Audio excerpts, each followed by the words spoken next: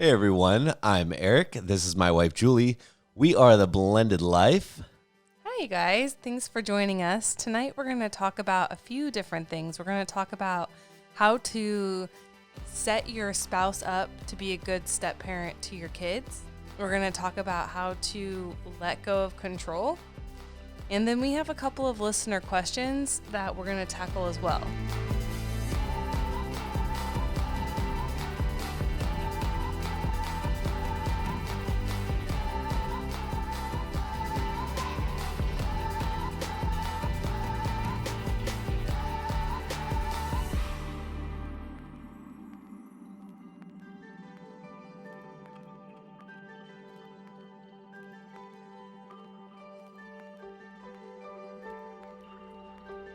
You know what? Tonight we are not live tonight, and I'm sorry we were not live last week as well. Work has just been crazy, but if you guys are watching this while we are premiering it somewhat live on YouTube, Julie is in the chat. Julie is in the chat talking with you guys, so feel free to chat and type with her, and she will be responding to you as well. Good to know I will be doing that. I always find out new information every time we do podcasting. Okay, so one thing I wanted to open the show with, though, we talk about a lot how important it is to have support, how important it is to have a community of like-minded people or people who are kind of going through the same thing you're going through. Right. So we kind of have semi-exciting news.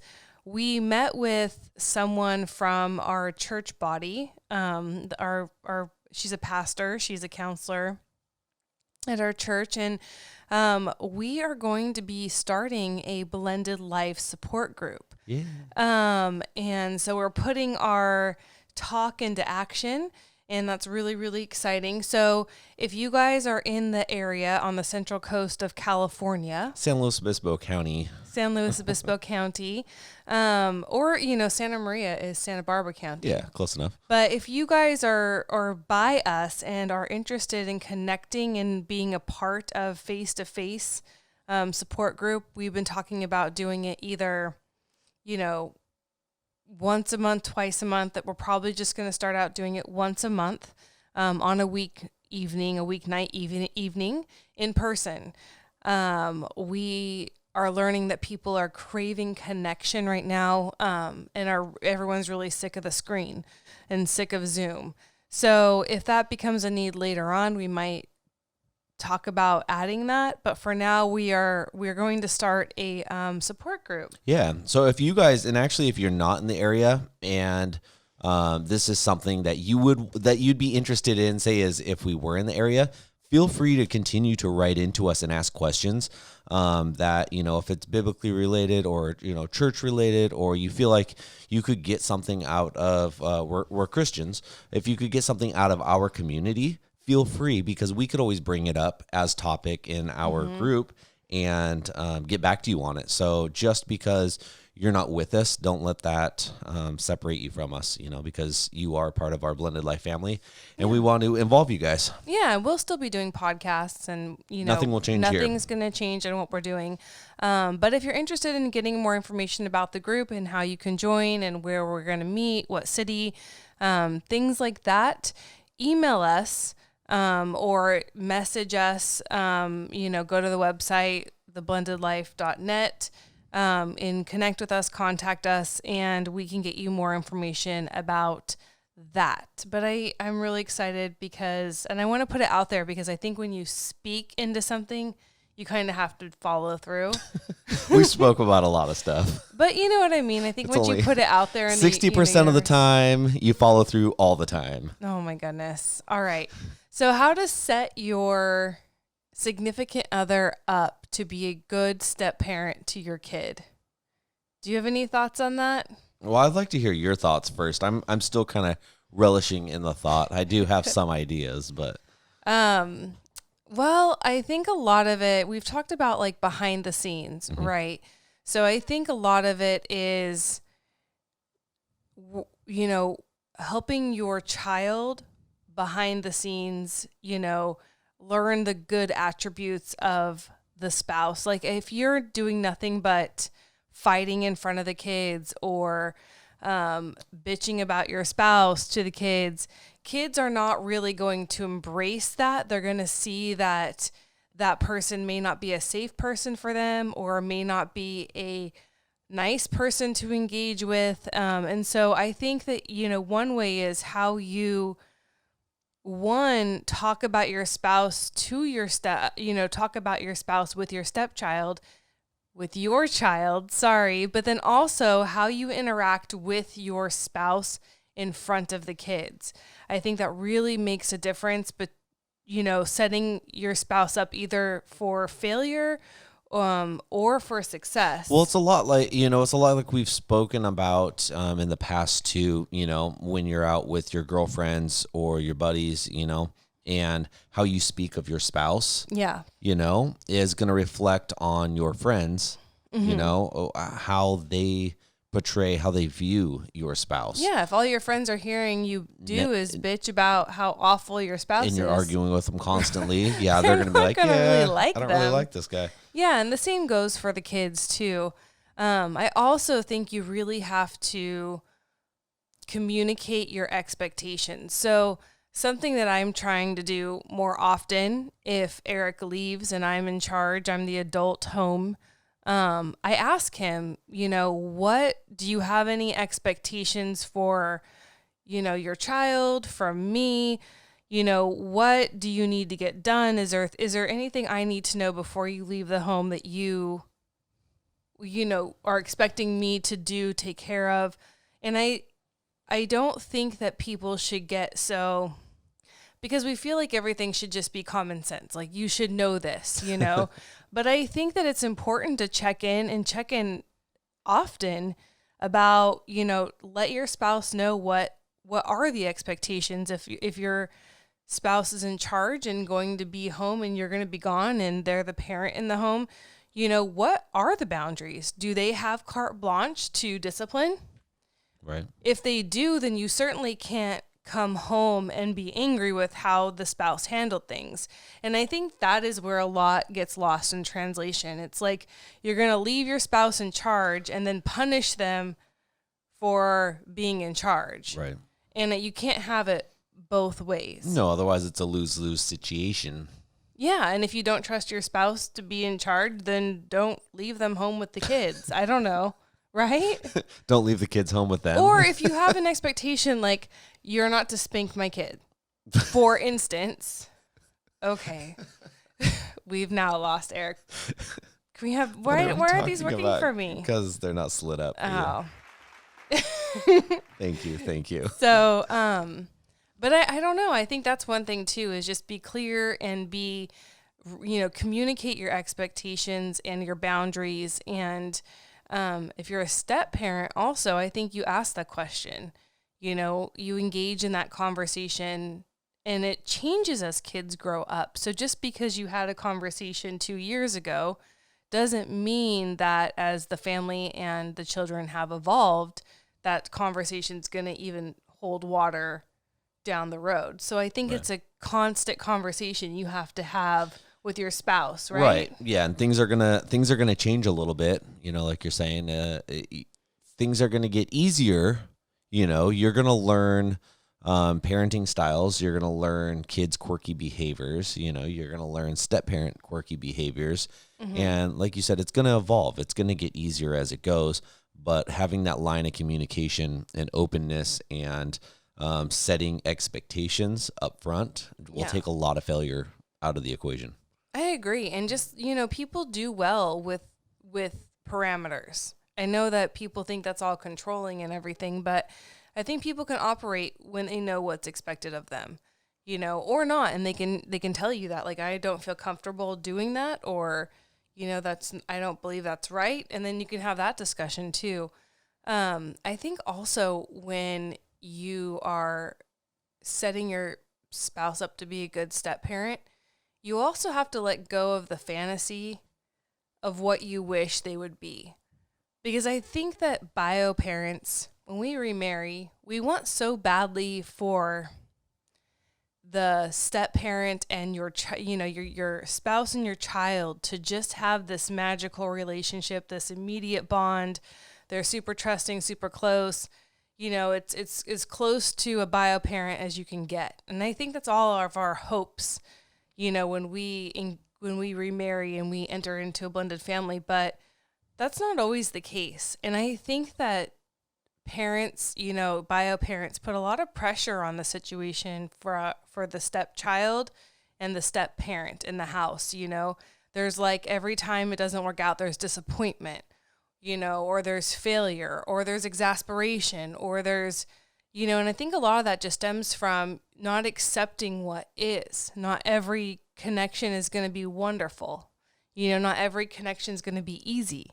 Not every connection is going to be natural. Not every stepkid is going to want a close relationship with their step parent. Not every step parent is going to feel connected to their stepkid. And I think that, when the focus of things lies between step parent and stepchild, it does a really big disservice to the family and the marriage. Because really what the focus should be on is, how is our marriage doing? Right. That's the relationship that truly matters. As long as there's no neglect or abuse and there's respect and everyone's treating each other, good. Somewhat decent. Decent. Like no one's Right. being like, horrible. Right. But I think that, we need to let go as bio parents of those idealistic, fantasy role, like, it's like a Hallmark movie or a romance novel. Like you just want it so bad and and it's just not the case. Right. But I think that's where bio parents and step parents come to a head, because I feel like step parents always feel like they're letting down everyone, because it's not like step parents don't know what the relationship is. Right. It's not like step parents are like, oh, I didn't know that I'm not really connecting with my stepkid. Oh, I didn't know that we don't get along, or whatever the case is, And so I just think that if that's one thing that you can do to help that relationship, is just kind of take the pressure off and accept what is, as long as it's respectful and kind. What do you think about that? No, that's great advice. I mean, there is a lot of misconceptions, and misunderstandings, I think, when it comes to that. Like you mentioned there, everyone kind of has this Hallmark image of how things should look. But the reality is it's never really that, and even if it is, it still probably has its challenges. I feel like all step parenting, or just blended family situations in general, all have challenges. I mean, the grass is always greener on the other side. You always see 10 other families that look like they're doing it best, right? Yeah. But at the end of the day, they all have their challenges too. What's the old saying, keeping up with the Joneses or whatever. Yeah. I feel like, you could really apply that to blended families as well. I mean, everyone's going to always have a better relationship than you, or a special relationship that you don't have. But look at what you do have, don't always look at everyone else. Look at how it is going for you. Maybe you don't have as close of a relationship with your stepchild as you would hope to, or Karen down the street does with little Johnny, but count your blessings, because maybe you don't have a terrible relationship.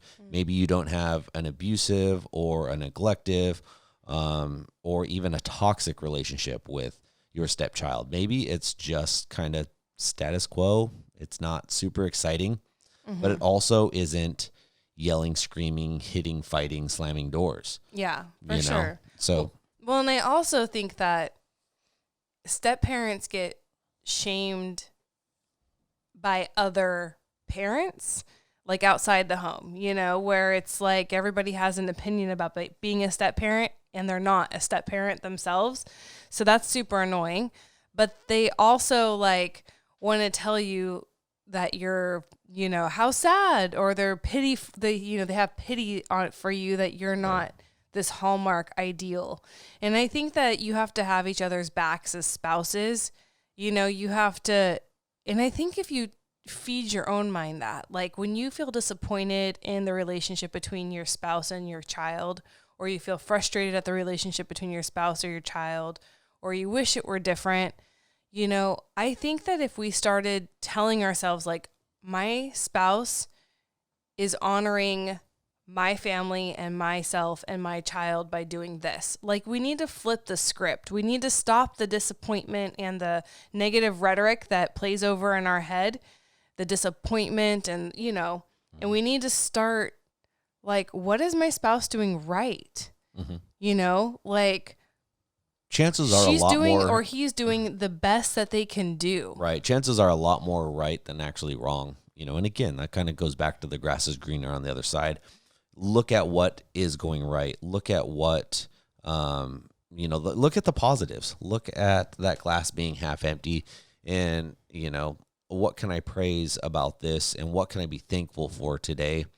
And, you know, the chances are it's not that bad. And if it is that bad, maybe you need to reflect, you know, if it is an abusive relationship or if it is a very toxic relationship, why? You know, figure out, get to the root of that, get to the heart of that. And then, you know, should you be in that relationship? Is there, you know, what's the reason that you are in that kind of a relationship? You know, are you playing the victim, you know, or is the other, you know, is the ex controlling the situation and bringing? Are you allowing the ex to control the situation? That's it. Because there's absolutely no reason why, and it's a hard place to get. I mean, everyone's been there, but there's no reason why the ex in the other household should be controlling any of the emotions. You know, when you guys walk into your house, you know, that the topic is going to be there every so often.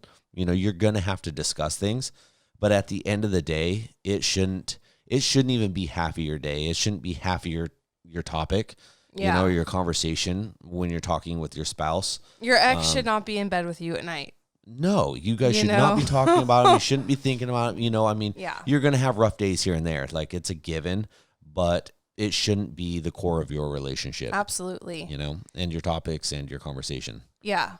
And I think also one last thing before we move on that I can think of, unless you have more, is I think, you know, we give a lot of grace to stepkids when they act out. You know, they're children, they've been through a lot, they're adapting, whatever, you know, but there's not a whole lot of grace extended to step parents when they act out.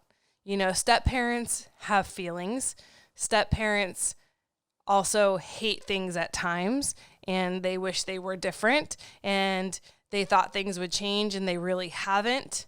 And so I think that what you can do as a spouse is you can honor the emotions and the feelings and the thoughts of your spouse who's a step parent. You know, you need to acknowledge their struggle. You need to support them. And I think that you would find that your spouse, who is the step parent in the situation, would behave a whole lot better and be less resentful and be like their shoulders would drop in a sigh of relief if they just felt heard and supported. Because I know step parents always feel like the bio parent's just going to side with the kid. Right. You know, and you're out on a limb all on your own. You have in your home, you have bio parent, kid, and then step parents over here on its own limb breaking, and they're just trying to hang on and they feel so alone. And I think that that's a common theme in step parenting that I have come across. And I've even felt in my own step parenting life sometimes, you know, like we just feel like if you could just acknowledge our struggle, not that you need to fix it or tell us we're right or we're wrong, but just acknowledge like this must be really hard for you. You know, this is a difficult situation. Thanks for showing up every day. Or, you know, like how can I support you through this? What do you need from me? You know, and I think that if spouses could do a better job of just showing up and supporting, you know, and acknowledging, then I think that is the ultimate way you can set your spouse up to be a good step parent to your stepchild, because they will feel like you have their back. So that's what I have. No, it's great. That's good advice. Yeah? I'm enjoying this. You are? Keep going. Oh, dear Lord. Is there, Finish your prayer. has there been like what's the most difficult thing for you about being a stepdad or a step parent? A lot of it, you feel like you're in the middle. You feel like you're in the situation. Can I just say what's interesting that you just said that? Mm. Because when I ask you about what's the hardest part about being a bio parent, Mm-hmm. you say the same thing is. about being in the middle. It is. You're so constantly it's just stuck in the middle. interesting to me that you're saying that same thing for being a step parent. Like Yeah. you also feel that it's hard to be in the middle.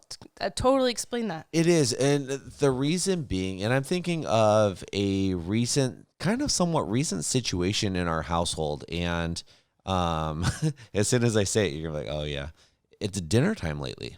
Oh my gosh, you've already brought this up on a different podcast. I have? Yeah, you got up and walked away. Yeah, you know what? But it's a hard place to be. It's a very Awkward.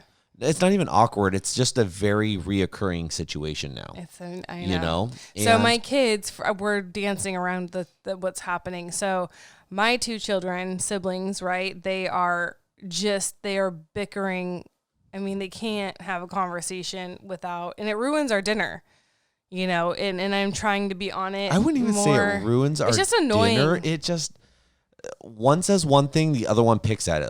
The other one says something, the other one picks at it. And then you're mad about it the whole time. I've gotten to the point where I'm just like, all right, I'm just going to keep eating. But it's a hard place to be because if it was my biological child, I would probably handle it and shut it down a lot quicker, whereas you have, I don't know if I'd call it grace or understanding. You talk with your kids about it as it's going on.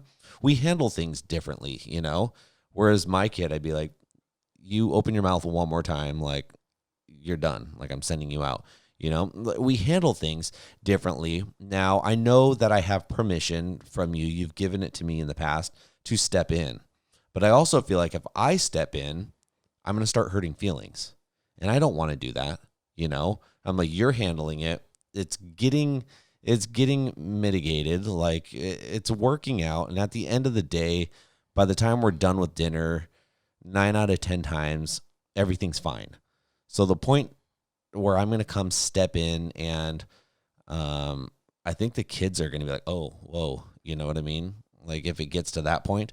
But I also don't want it to be something where my stepkids are feeling like they're now getting ganged up on. Now that might be something that needs to happen eventually, you know, by the parents, whereas just like we are ruling everything. It's not mom disciplining us or dad disciplining us, you know, but it's parents as a whole.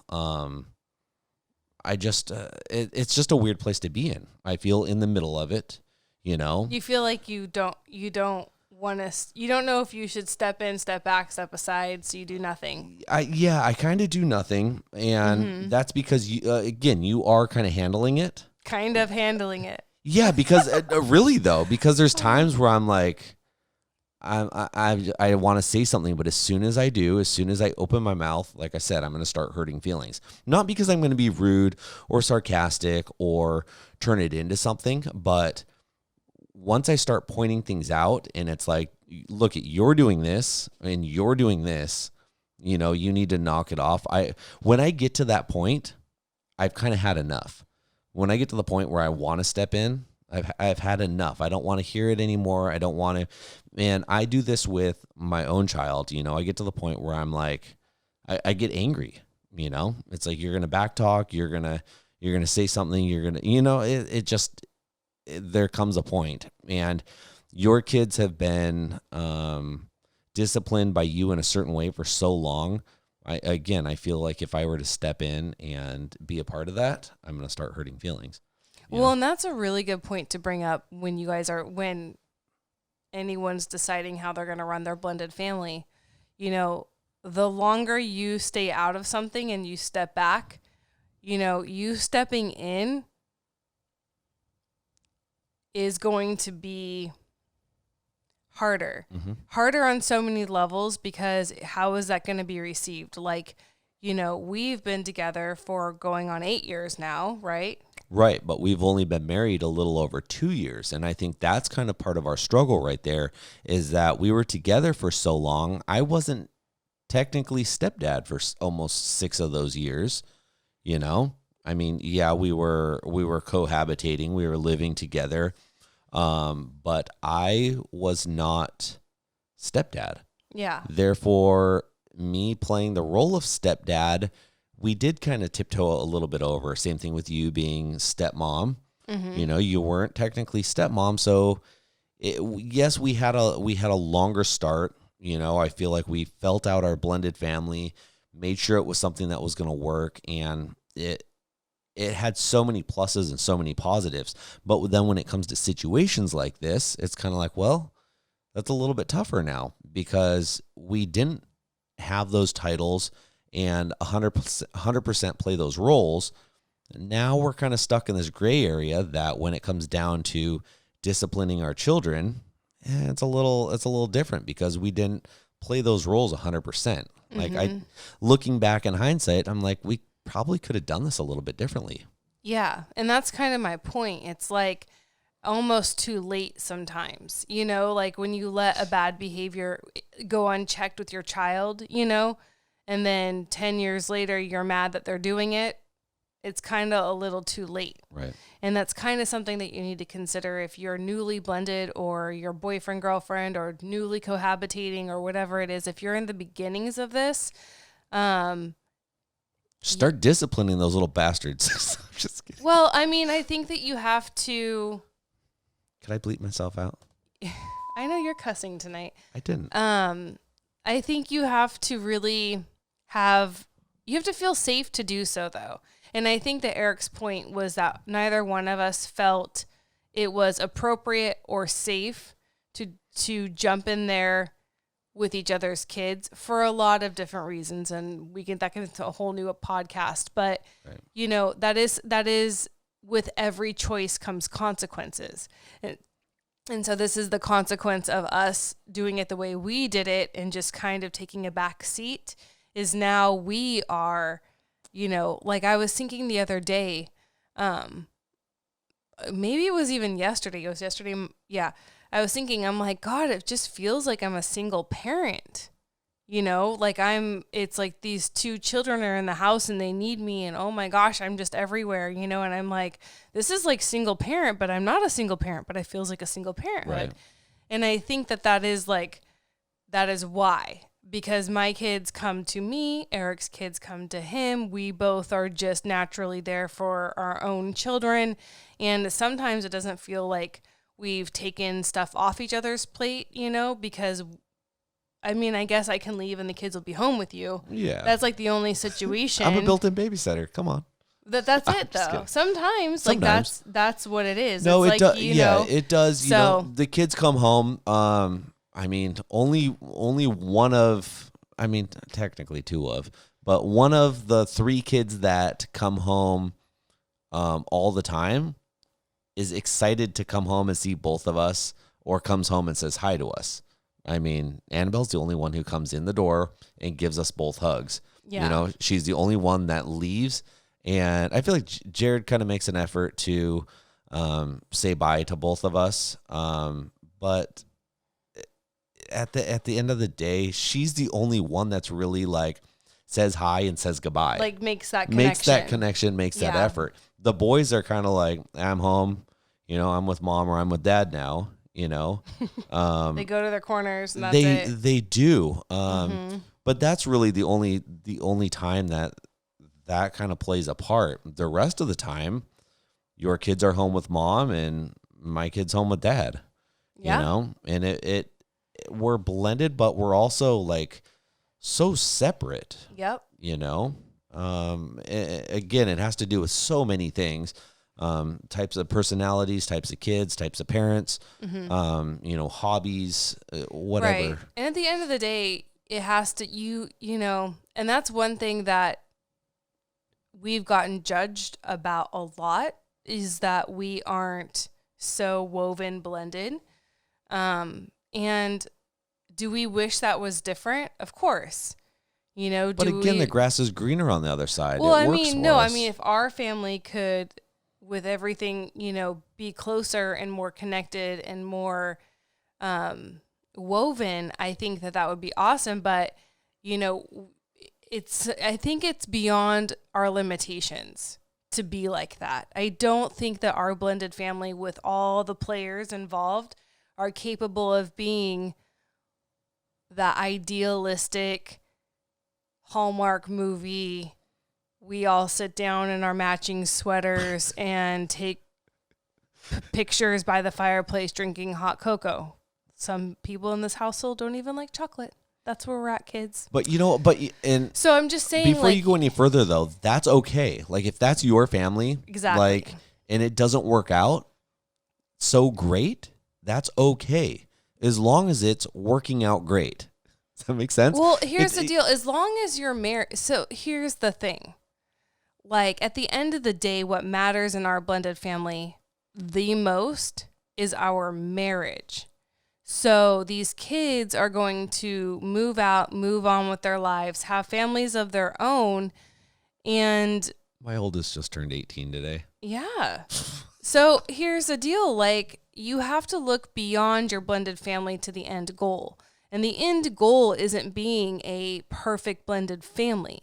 The end goal is to be with your partner, your best friend, your teammate till death do you part. That's really what you're committing to when you walk down that aisle and take your vows. You meddle through the blended family stuff as best as you can, and you do the best you can do with the hand you're dealt, but you're not a natural family. Yeah, but step 2 to that, though, should be trying to have good relationships with your children and your stepchildren. And, that should be a priority. Just because, you have step 1 going great and you have a great marriage, don't let the other fall wayside. Work on that, number 1. That needs to be number 1. Mm-hmm. But also, I think it is important that you do have good relationships with your children. You do have good relationships. And again, it doesn't have to be that white picket fence relationship, but you have good relationships that when your kids are 18, they're 21, they're 35, they're going to come around. They're going to call, they're going to pick up a phone. You are going to matter in their life. You want to build relationships that are going to last. And, you and your spouse being best friends, the kids are going to be comfortable coming back to see mom and dad. Yeah. And, it's not going to be like, man, I can't wait till I'm 18. I'm out of here. I never want to see my stepmom or my stepdad ever again because I don't like them. They have a great relationship with my mom or my dad, but I don't care for them one bit. Like, work on that.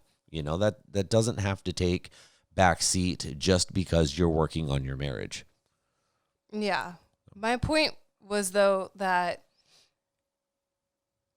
it's better to just accept what is than to spend your time negative and upset that it's not something you wish it was. At some point, your relationship is going to be what it is with your stepkids. It just is. And yes, you show up every day, and yes, you still make an effort, and yes, you're kind and respectful, but I think that the idealism and the negativity that surrounds the disappointment from not it being what you want it to be or wish it could be, sometimes you just have to accept and let go and be free, and then you can be less angsty and upset all the time. Better to not be upset and try to have a relationship, right? Mm-hmm. Like if you're upset all the time, yeah, who wants to live with that? No, is that going to build relationships? No, it's like having a bad work environment, that's what you're going to live all the time, Right. So at some point, though, if it's a difficult situation, then you need to have your eyes on the prize. And I'm sorry, like the prize is the marriage. And that's my opinion. If the prize is your children, you're going to be sorely disappointed. Yeah. No? No, but if you can have the whole package, though, you can have a wonderful marriage. You can have the Hallmark movie. Go for It doesn't even need to be a Hallmark movie, though. My point is, if you can have a great marriage, and learn how to get along and have even just a mediocre relationship with your stepkids, that's great, Of course. Yeah. So, anyways, what's our next one? So we're how to let go of control, and that kind of just goes along with what we were talking about. But I actually joined a woman's Bible study this last week, and it's about letting go of control. And it's been interesting, the reading I've been doing and things. And I'm like, this is what I need for our blended family. Because we want to control everything, right? We want to control finances. We want to control our marriage. We want to control the kids. We want to control our house. We want to control our bodies, like what we eat, what we work out. We have this innate urge to control everything. And the problem with that is that if you feel like every relationship in the household is up to you, the finances are up to you, the household in general is up to you, everything's going to fall apart if you are not up front and center and giving your all. And, no one's that special. No one's that important. No one has that much power. Feeling all in control of everything and like you have to be the only one taking everything on is unfair to yourself and kind of egotistical. Like, I just think it puts you in a really bad place. And so, some things you can't control. You don't need to micromanage all the interpersonal relationships in your home. Sometimes you just have to let go and let God, right? You have to just, we have, so his daughter just turned 18, so she's an adult. And that's pretty scary, to have an adult child and now they can do what they want. They can. Technically, it's an adult. That's true. An adult, but at some point you have to let them go and trust that, they're going to be equipped to take on the life that they need to live. And you can't hold on. Like at some point you have to let go. You have to trust. Well, you have to trust that you have raised them correctly. You've given them the right tools, but you also have to trust that if they're going to fall and when they do fall, that they come back to you for advice. They come back to you, for shelter or for their needs. It's important that your kids know that you love them and that you have their back. And I'm talking biological and stepchildren. They need to be comfortable to come back to you. And hopefully you've given them the right tools, but when they need more tools, they need that Snap-on truck to come through again, hopefully it's you. It's not the boyfriend or girlfriend out there with bad habits. It's not the friend out there with a crazy viewpoint, that allows them to couch surf, hopefully it's you that they come back to and that they trust to get their advice from, and just allow you to, give them the advice. Yeah. I wrote a list of things to let go of trying to control. Okay, let's hear it. You ready to hear it? Yep. This is like Santa's list. This is like a CVS receipt, isn't it? I actually posted it on our Instagram. Oh, neat. So it's there if you ever want to go read it. But Julie's live right now with you guys. If you're watching this on YouTube, type to her. Type to me. Okay. Hi, Brooke. Let go of trying to control your stepkids or trying to change the co-parenting situation between their bio parents. And basically this all starts off with like letting go of trying to control things you have no power to change. You know your role in your family. You know what powers you have, what powers you don't have. And you need to be real about that. And then, also let go of trying to control step family frustrations that are coming between your marriage. Because a lot of marriages don't make it through blended family life. Mm-hmm. A lot of marriages, I think it's 70%, right? Divorce rate. Second marriage failure rate, 70%.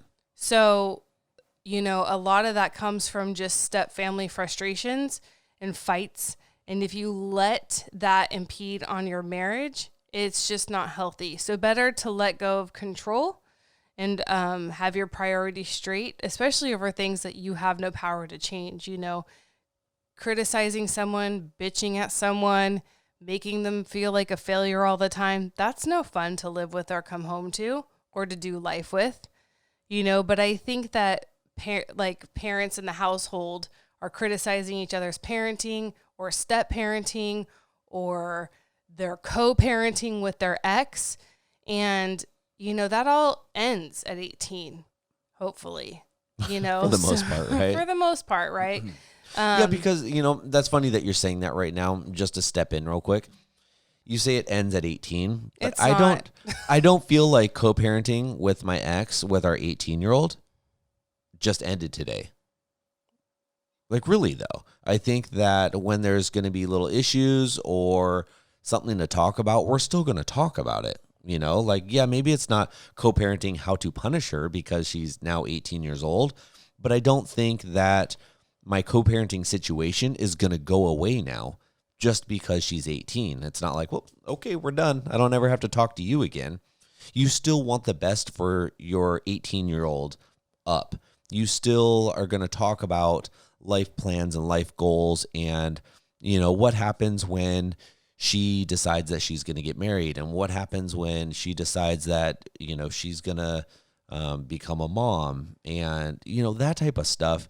I feel like if you can work yourself into a good co-parenting situation, you can still have those conversations. You can still talk about situations that involve parents. So Eric will be talking to his ex until he dies. Well, I mean, sorry guys. No, I mean that's it. I feel like I feel like a good co-parenting situation isn't something that you need to be talking with your ex every single day. I mean, I go days and sometimes weeks without talking with my ex, but sometimes there's situations that come up. I mean, we had a situation that came up. It wasn't the end of the world, but that came up with our daughter 2 days ago, 2 days before her 18th birthday. And it was something that was discussed. And it's not like, well, we can only discuss this for 2 more days because you're going to turn 18. But once you've built a co-parenting relationship, that's what it is. I mean, it's not like, hey, let's go have coffee and go hang out at the beach together. But it's like, hey, what's the best interest for our kid who's still our kid in our care? We care about them regardless. My parents, when I turned 18, didn't stop talking about me. I'm now almost 39 years old. My parents still talk about me. I still talk to both of them, and I still ask both of them for advice. At 39 years old, or 38, you're 39. I still talk to both of them, about advice, and they still discuss me, between one another. And I feel like a good, decent co-parenting situation, that's okay to do, But anyways. Yeah. So then that's another reality that, if you're newly in a blended family or you're struggling with the co-parenting thing, and you are the step parent and not the bio parent, that's a reality. Your spouse might be talking to their ex until they die, and this is one of the things that you're just gonna you're gonna see this right now. This is acceptance. That's what is. It's not anything to fight about. I have to make the choice that is his, I can't even think of the word, prerogative. And that's what he feels is best. And so I need to. I would have queued up that song. But this is acceptance, right? This is, something that I'm just, okay, that's what it's going to be. And you just have to go with it. What are you going to do? Be upset about it? Or not. Yeah. Or be upset about it. And what good's that going to do? That's not going to change anything. Right. He's going to, so these are the things. But you know what? This is let go of control. But it could, right? But it could change things. It could be I'm not okay with this. I am controlling over the situation. I'm not okay with you talking with your ex after they're 18. You no longer have nothing to talk to them about. It doesn't matter. You can set parameters and rules if that's how you feel and that's a problem. It might not go over too well, and it might not serve your child very well. But if it is a problem, I mean, hey, the sky's the limit. We can do whatever we want. I mean, within reason. Like that's the beauty of having free will. Like really, you can do whatever you want, and it either is okay with your spouse or it's not okay. But it's stuff that needs to get worked out. Yeah. So. But I don't think having a never-ending battle about it, if this is something that's going to, if this is something that's going to be something until dead, are you going to spend your entire life being annoyed, upset, whatever about it? Or are you just going to be like, this is what is, I'm going to focus on other things that bring me joy and not this? What would that be? I don't know. But this is one of the things. So also like you stop trying to control the co-parenting situation. It is what it is. And you should have known, I guess, and that's hard. I feel like we say a lot, like you should know before you get married. But here's the deal. Kids are young and they grow. And you don't know what they're going to grow into. You don't know if they're going to grow out of something or if they're not. So oftentimes it's really unfair for us to even say that we should have known or you should know before you get married. Co-parenting situations evolve. Eric certainly did. When I first was around, it was a nightmare, right. And it was really, really toxic and really, really bad. It was for a long time. And now they're going to talk till they're dead. So now it's like, but here's the deal, you guys. So even when things change and evolve or they don't, and you kind of just got to figure out, like, are you going to roll with it or are you going to fight against the grain forever? Let us know, you guys. What are you going to do? So let us know right now and then come back to this podcast in 10 years. In 10 years and let us know what you actually are doing.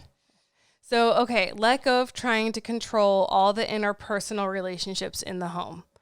And I think that's something that both parents in the home feel a lot of pressure, right? They want all the kids to get along and everyone to get along. And I think there's a lot of micromanaging there. And while there is a lot of behind the scenes that you can do to encouraging good relationships is very different than pushing and forcing and micromanaging. And encouraging relationships isn't controlling them. It's just encouraging them and facilitating them. That's not control. Controlling is when you're forcing and you're micromanaging, and that's unhealthy. So that's the difference there. And that's something that you definitely need to let control of in your blended family. Let go of trying to control and strong arm your blended family into that picture perfect picture you have in your head. That'll just get exhausting. Like that is a battle that you're never going to win. Yeah. And all it's going to do is make you miserable because you're failing all the time. And then you're going to feel like a failure. Yeah. Your blended family is going to feel like a failure. You're not going to love the family that you're with. You're not going to love yourself. It's going to turn into a total disaster. Yeah. Let go of trying to control how your spouse parents their own kids or how they step parent yours. And I think that's a lot of where fights start in marriages and blended family. We're annoyed at how our spouse is parenting their own kids. They're doing it wrong. We wouldn't do it that way. We don't do it that way. Why are you being a moron? And then on the flip side, like why are you not stepping up? Like, I want you to step up as a step parent. Why are you doing this? Like, this isn't what I thought you were going to be. And what that happens is it just tears each other down. That critical, instead of lifting each other up and encouraging and supporting and coming alongside and asking them, acknowledging their struggle, but when you criticize, it's like you're trying to shame them and control them and manipulate them. And that's a very dangerous thing to engage in a marriage, in a blended family, because parents want to be good parents, and it's very hard to hear that you're parenting bad or making a wrong choice or you've, let someone down. And so, and same with step parenting. Step parents don't want a hard relationship with their stepkids. Step parents don't want a bad home situation. Step parents don't want fighting and don't want step parents want love. Step parents want connection. Step parents want to feel, included and part of it, not like an outsider, not like they're alone on the branch.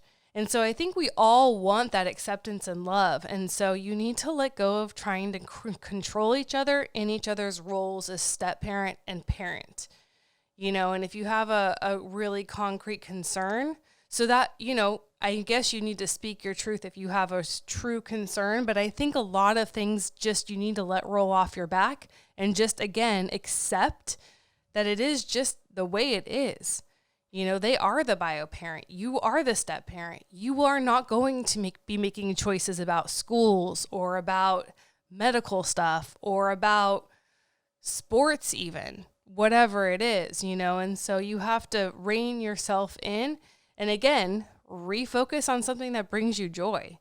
Like, don't spend your time engaged in so much negativity about things you have no power, no say, no control really over. We try to control that which we can't, and then we wonder why we are unhappy, right, and miserable because we can't. It's unrealistic and it's unreasonable. Do you have anything to add to that list that I brought up about things not to try to control? We can't control the 5-star reviews that we get, but you guys can.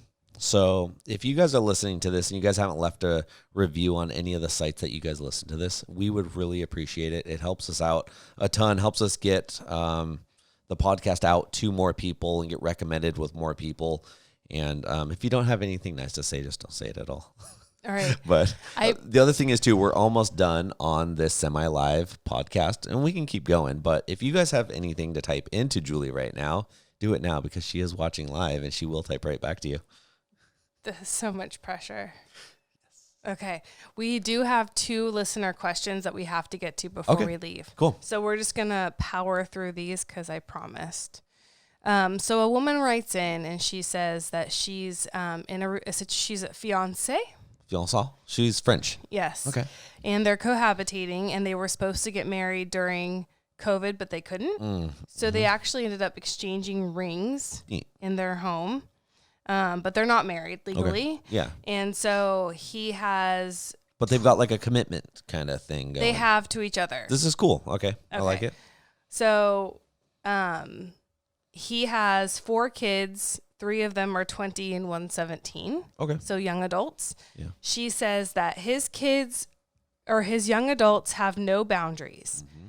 One of his daughters I call the daughter wife. It's like we can't make new life decisions without her input.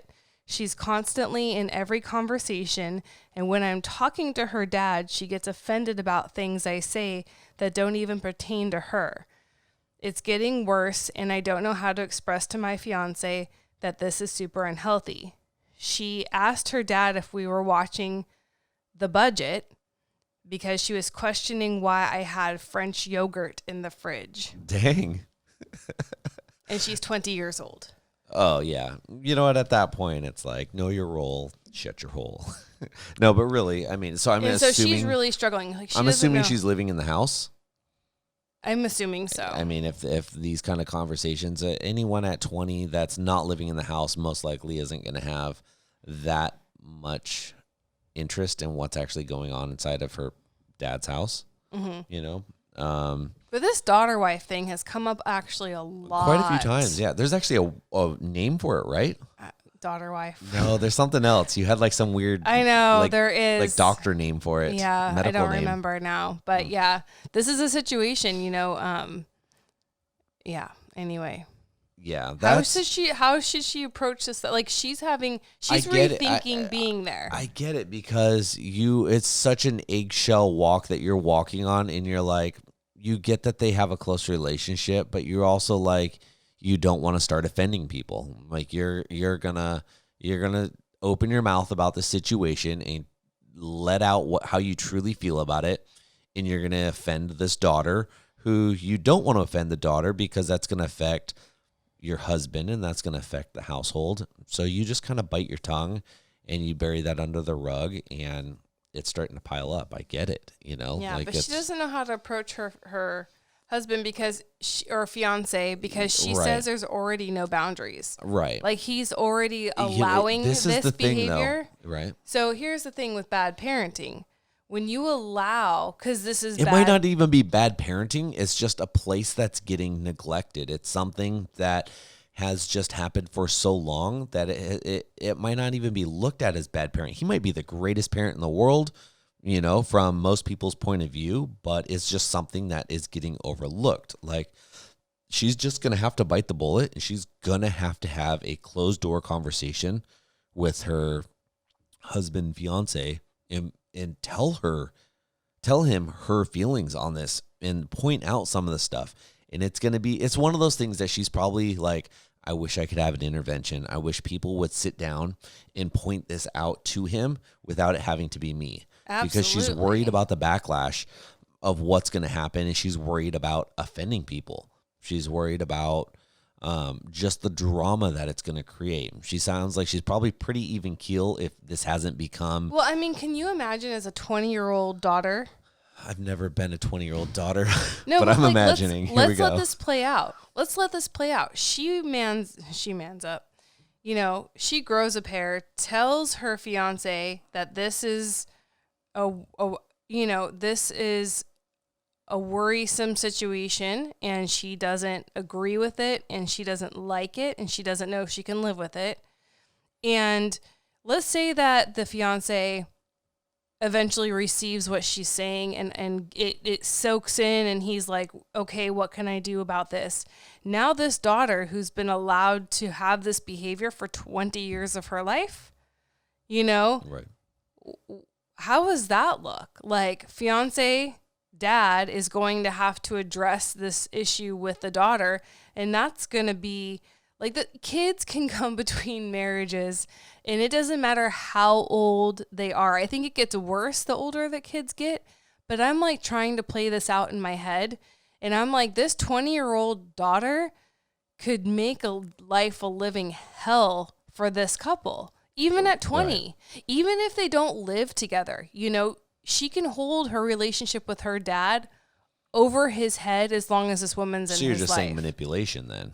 Well, I'm just saying, like, she's been entitled to have this position in her dad's life forever. Yeah, it's going to be the dad that has to initially make the right. big change. But as a parent, you address this with your daughter, and you have to suffer the consequences. Do you resent then your wife? No, but I think a good parent, a good dad is going to be able to mitigate the situation. Now, he doesn't have to be like, screw you, stop asking about the yogurt, or how dare you ask me about my finances. It doesn't have to be such a harsh, abrasive cutoff, He can simply, just start squashing that situation by, letting her know we're not going to discuss this, or, just taking kinder approaches at it, when it's like, how come there's, there was some special yogurt in the fridge,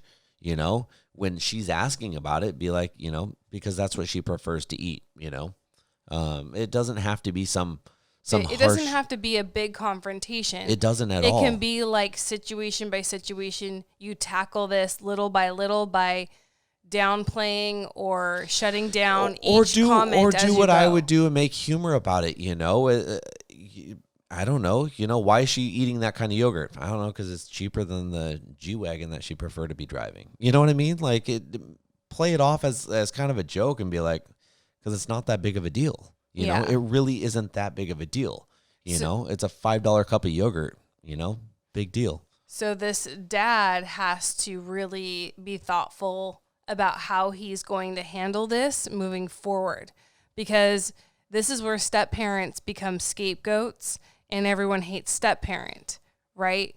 Because now everyone blames step parent for causing problems, instead of the bio parent, or in this case, the dad, taking on a valid concern and handling it in a honoring way to his wife and as a good parent, and I think that is where a lot gets lost in translation, because I think it goes one of two ways. I think it either turns the step parent into the wicked bitch of the East, or it turns it into like, you can work on it and it protect your spouse a little bit. Yeah. But there's going to be a little bit of finessing and thought process that goes into it. And that just depends on a lot of variables and I think when she talks to her fiance about this, because I think she has to, nothing's going to ever get better if you don't address a situation. Right. I don't know of anyone who's had like a self-induced epiphany of their bad behavior without something happening, whether there's like discovery in therapy or a friend lately tells you something or you get into an accident or something usually happens. And so, she is going to have to address it. And I think she has to address it in a kind, gentle way, and let it say, let it be about her, instead of attacking him. It needs to be more like, I've noticed this and it's alarming to me. I don't understand this behavior or this relationship. And you know what I mean? Like, make it more about her than like, you're a bad parent and, your daughter's a POS and she's such an ungrateful, you know what I mean? Mm-hmm. But like, instead of being attacking, you have to really be thoughtful about your words, right? Right. I feel like she's going to be thoughtful for her words. And then she needs to be like, let's figure this out together. And he might be angry, like he might be defensive. It might take time for him to be able But at least he'll be aware at that point. But it might take time for him to be able to finish this conversation or to be able to, so if you are listening and you bring this up to him and he shuts it down or doesn't want to talk about it, it could just be he's so overwhelmed that he can't have a conversation. Like he's got to go. He has a lot to think about because this is the way life has been for the last 20 years. Yeah. And so it's okay if he needs to come back around to it. But when he does, when he's ready to talk about it and take ownership or figure out what to do moving forward, make yourself part of the solution. Don't put it all on his shoulders. If you're going to be married, you're going to be a team.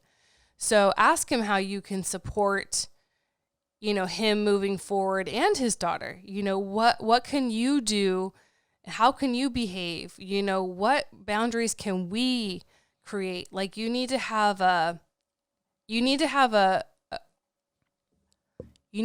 thought process of like, we, as you are problem like a solving. Nintendo? Well, you have to be like, how are we going to do this? Not how am I going to do this? How are you going to do this? But like, what boundaries are we going to have? What are our house rules going to be? And that's the way you speak about things is with we, with us, with our, then it will become, you have to like mentally psych yourself out to be a team because when you're entering a blended family, you are very separate. You are his and hers. You are two established lives often becoming one. And you have that, I can't think of the word, but the verbiage in your head is very like singular, mine, me.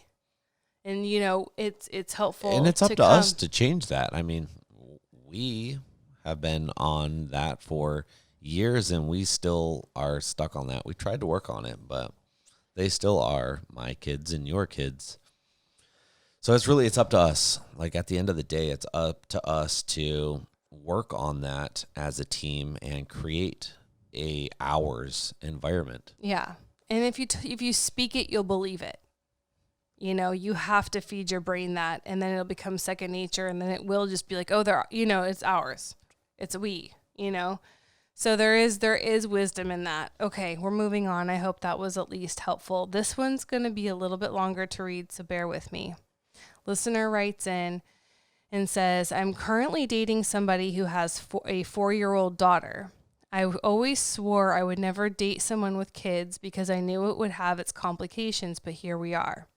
We've been together almost 2 years now, and back in May, the bio mom decided she didn't want me around the child anymore because she didn't like how involved I was with throwing a birthday party. Too bad for bio mom. She constantly throws it in my face that I am not the stepmom because my significant other and I aren't married, but plan to one day.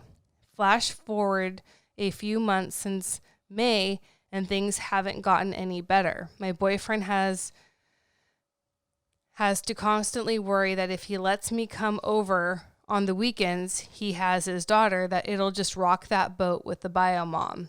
He wants to take her to court, so he's letting like fear of backlash control him. Right. He wants to take her to court and is trying to save the money to do so. I wanted to talk about your resentment topic. She had listened to a different podcast. Mm-hmm.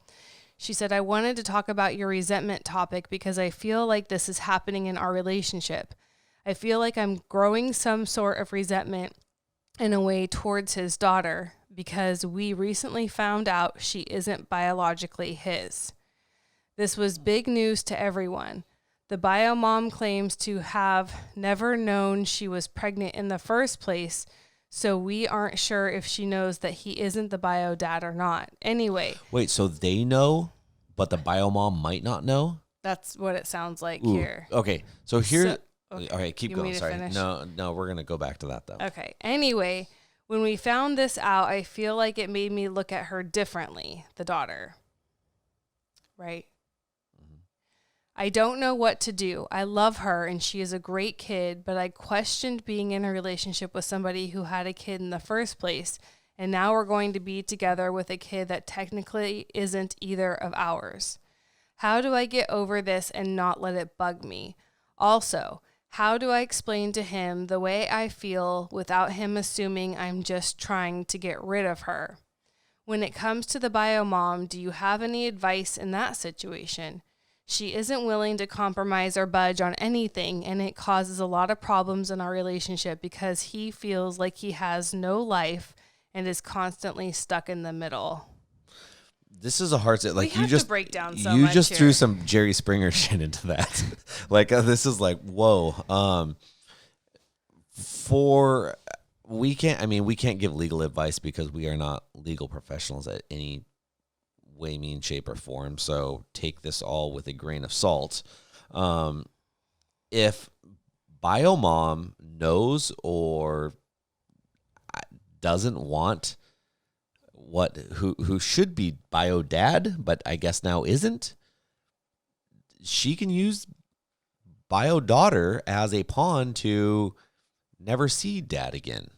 And I've dealt with this situation before. Going through divorce at the beginning, and it was one of those things where it's like, well, you're not doing things the way I want you to, and I don't like who you're around or what you're doing. Well, let's back up if she doesn't listen to all of our episodes. So Eric's 18-year-old daughter, who just turned 18, isn't biologically his. Right. So, but I knew it.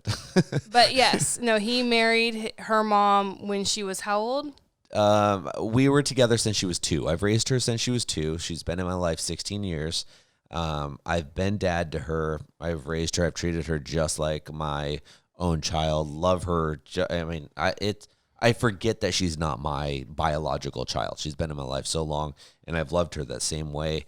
But at any point in time, her mom, up until today, could say, well, I don't want you to see her anymore. And it has happened, and she will take her away, and then I don't get to see her for months on end, or in your situation, could be never again or until she turns 18. So you do, in a sense, have to be very careful about what you do and what you say.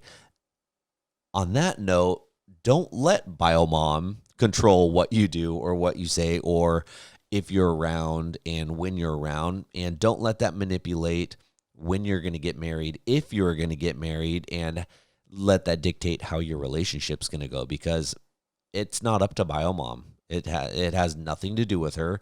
Your relationship with him has nothing to do with her, whether she likes it or not. It's not her choice. It's not her decision, whether she likes you around. And let's just say, going off of this, let's say daughter is biologically his. Biological mom has no say unless there is something terribly wrong with you. You're violent. You have issues that are messing up the kid, and they're far and few between. But even then, you have to prove it. That's what I'm saying. You can't just say that this person's violent. There has to be like arrests and documentation. Like, And to get marks someone and- proven to be unfit is like unreal. At least in California, maybe other states it would are different. it would be an insane situation. But my point to this is, bio mom can't dictate your relationship, so stop letting her. You know, yes, you have these things in your head because you never wanted to date someone with a child, and it complicates things. And yes, it does. You're right about all that. It does complicate things, but don't let it complicate things by caring what bio mom thinks. Love that little daughter. You know, you have already said that you care about her. Dad cares about her. She has a special place in your heart, and hang on that. Don't let mom dictate how you feel about this. Don't let DNA dictate how you feel about this child. Yeah, but I don't even think it's about how she feels. I mean, she feels resentful. Right. So, I mean, that's again something if you're going to stick this out, you have to let it go. You do. You just have to. Like, you have to let it go. But I think that and that's just a conscious effort. Like, when we talk about, and we were talking about earlier about acceptance and letting go of control, you know, how do you do that? Well, you don't pontificate on it. You don't sit there and think about how all the horrible things. You got to flip your script in your head. You got to you have to tell yourself in your head that you're just going to accept it. You know, the mind is a powerful thing, and you can talk yourself in and out of anything. So you have to do that work yourself if you are going to stick it out. Being resentful the whole time isn't going to be good for anyone and not healthy. But I think that the thing is, it's not even up to her. Like, I mean, if bio dad, well, not bio dad. I want to know if she's listening to this. If you're listening to this right now, or you hear this, write into us. How do you know that he's not bio dad? How did you guys figure this out? How do you guys know this and mom doesn't know this? I'd like to know the rest of the situation. And if it's okay, I'd like to let the listeners know kind of what we're asking you right now. I'm really curious about this. Like, how do you have a child in your house and all of a sudden you guys know that it's not a biologically Well, I'm assuming child? There was a paternity test that they probably did. But how does mom not end. know this? Because if mom knows this, then she has all the power in the world. And that's kind of a scary place to be in. And I get that. That is true. So, I mean, and she will be able to dangle kid and control kid. And manipulate these situations. And that would be a very tall order for you to stick around and take. Or for both of you. I mean, she could make literally, you guys have to choose, do we want to love this little girl? And how far can we love her? You know, I mean, we can't. But that's not even up to her. Because this is up, they're not married. Right. They're boyfriend, girlfriend. They're not living together. They're just dating. Right. So here's the deal. Like, it's not even up to you. He's got to decide if he wants this little girl in his life or not. That's his choice. You know, that's not even a decision that you have a right to be in on right now. I'm sorry. You need to let him figure that out. You need to give him the space to figure out what he wants for his life. If he wants this little girl in his life and be the dad role, then there will be consequences for that choice. And that might be something you can hang with. That might be something you don't really want for the rest of your life because the consequences don't outweigh the fact that she's a good girl. Yeah. This is like a bad movie right here. Like it's such a hard place. This is one of those nightmares that you wake up from. Like, I can't believe I just dreamt that, you know, like I feel for you. I feel for him. Yeah. I really feel for him. I feel for that little girl. Like, that's like, what a horrible place to be in. Like, all of a sudden her daddy might not be her daddy. And, you know, like just the repercussions that can come from that. Like it really, like all of this, if the situation is the way that it is laid out right now, all the power lies in biological mom's hands. And that's such a shitty thing if mom is a shitty mom. Like that's, you know, or just not a good person to begin with. You know, you'll have no legal rights. But neither will he. Have no legal rights. And, you know, it doesn't feel good too. I know that as a girlfriend, we want to be front and center not to the kid or we want to be important and chosen by our boyfriend, by our significant other. And it's hard when you're pushed aside or passed over for any reason, never mind when it is because of an ex. It's a really maddening place to exist in. And so I think that you need to really understand that how this is laid out right now may never change. If he's allowing, for whatever reason, good, bad, he's right, he's wrong, for whatever reason, if he's allowing the ex to control how he behaves in his dating life, if you can come over or not, how he treats you, if that's all a result of X, he's allowing it, right? He's got to come to terms with that. And I would be honest with him about how that makes you feel. So how you bring this up to him is, it really feels shitty to not be able to come over. It hurts my feelings that I can't see you. I would again put it on you. Like, how do you feel? And also acknowledge the reason. Acknowledge that you understand why it is this way, but try to come up with a solution. How we can resolve this? How can we make it all right that I'm there? How can we be a team and not let her actions control us? Now. Again, going back to the situation, my mind's kind of blown on this, but now he's not biological mom and you're not biological mother. So maybe you go at this as, let's be a team. Let's figure this out together. If he's willing, I don't even know if he's willing. Like, I think you need to he's got some figuring out to do, it sounds like, because I don't know if he'll even allow you to be a team. I'm grabbing the button. So you guys, anyway, we got to go. We're about to lose camera power. You guys, if you have more advice on this or you have just ideas or you want to chat with us about anything, please let us know. If you're new here on YouTube, subscribe, hit that bell, hit the thumbs up. We love sharing our blended family life with you guys and story with you guys. Connect with us on all the social media, and we look forward to seeing you guys next time. Bye. Bye, you guys.